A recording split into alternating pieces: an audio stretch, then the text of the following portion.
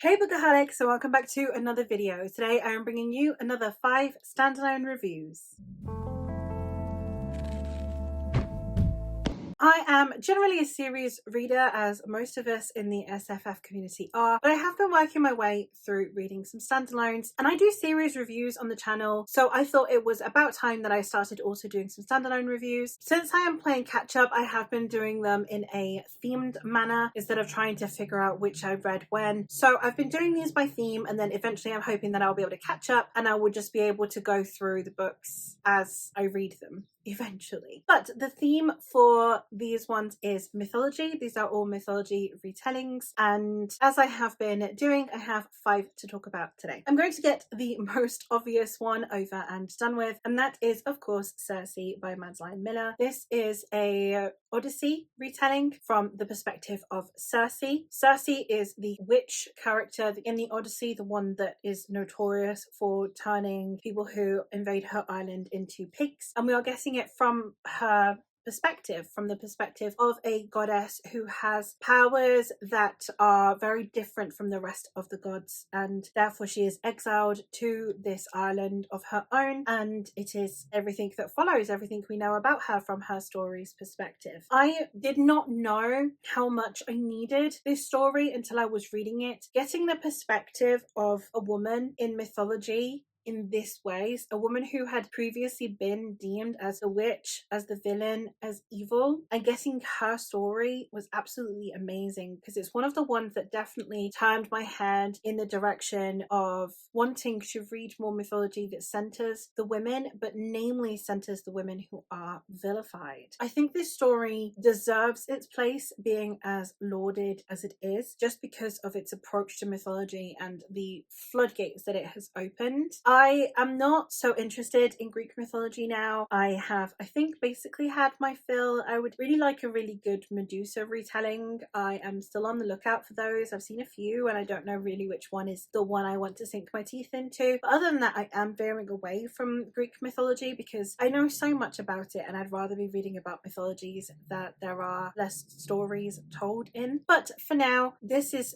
absolutely my favourite Greek mythology retelling, and I really loved the way that we have Circe develop throughout this story. We see her go from being a shy and scared daughter to almost like this hermit. We have her during motherhood. We have her falling in love on multiple occasions. Her interactions with other gods, with her family, with her siblings. Overall, it's just detailing Circe as a human, but at the same time still has this level of etherealness that comes with the divine. As first introductions into mythology retellings go, I couldn't have asked for a better one. Another incredibly popular one in a similar vein, where we are following a vilified woman in history, The Witch's Heart by Genevieve Gornichek. This is following Angerboda, who is known in Norse mythology as the mother of monsters. She is the mother of the 3 monsters of Ragnarok, which are Hel, who is literally the goddess of hell. Then we have Fenrir, who is a giant wolf fated to kill several of the gods. And finally we have Jormungandr, who is the world serpent, who is set to also cause the demise of some of the gods. Now, this is the story of motherhood. This is the story of love. This is a story of a woman who is coveted by men for her powers and is unwilling to relinquish herself to these people, and therefore suffers consequences for it, and the consequences that are brought upon her entire family. I think that Genevieve Gornichek did a really good job of finding the balance between this being a very human story, a very relatable story. As a mother, I really related to a lot of the discussions around motherhood that are presented in this narrative, but at the same time, you have her giving birth to a wolf or to a snake. So we have these strange things that can only happen in mythology, somehow still feeling really grounded just because of the way that these characters feel, and that their emotions then create a connect between them and us. And I really appreciated that about this story. Now, I gave this 5 stars. I appreciate that a lot of people will have issue with this, namely because of the writing style. There are certain elements, especially within the romance here, that are a bit too modern.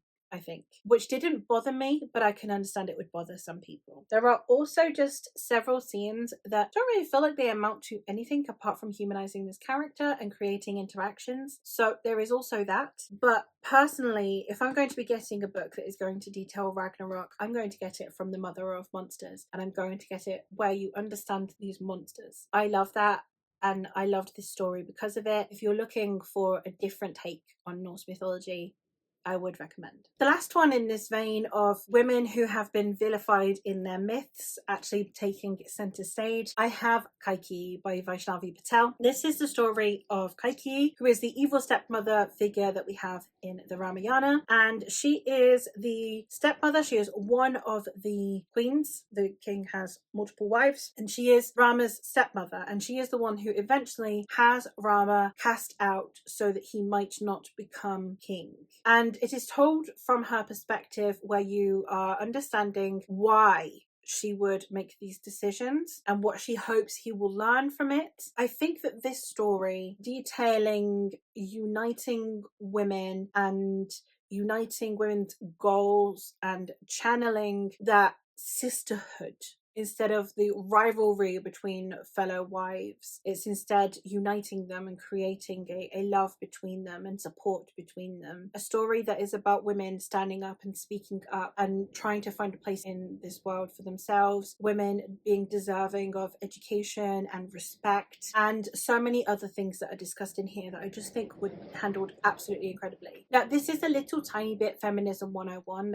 It is very heavy-handed in its themes, and it does very much just, this is what women deserve. And I actually quite like books that are heavy-handed in their themes when it comes to things like that. I don't mind feminism being so overt in the story, especially in one that is detailing mythology, because obviously mythology is inherently sexist because it's told from the perspective of men. So I really liked that element, but I can see that potentially bothering some people. But again, another one that is 5 stars. One that is partly following a woman who is vilified and also other characters. This is Sistersong by Lucy Holland. It is a retelling of the Two Sisters ballad, which is a Celtic ballad. We are following these 3 sisters who are in the early phases of colonized Britain by the Romans. So we are following them as they are trying to cling on to all of the rituals, all of the faith, all of the practices of their people prior to the Romans. And then we have their queen mother and her priest trying slowly but surely to convert their people towards Christianity. And it is a little bit in the Winter Night series in that sense, but we are following it from the perspective of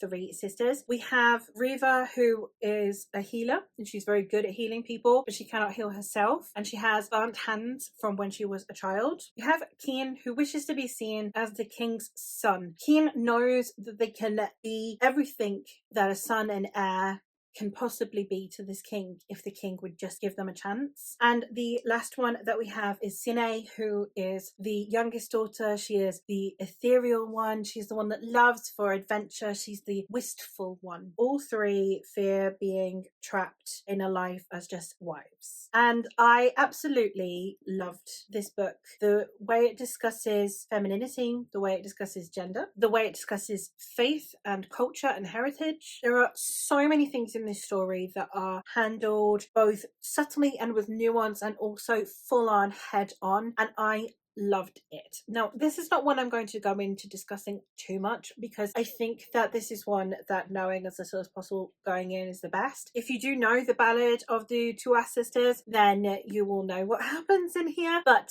if you don't know it, maybe don't check it out until after you've read this book, and it's incredible.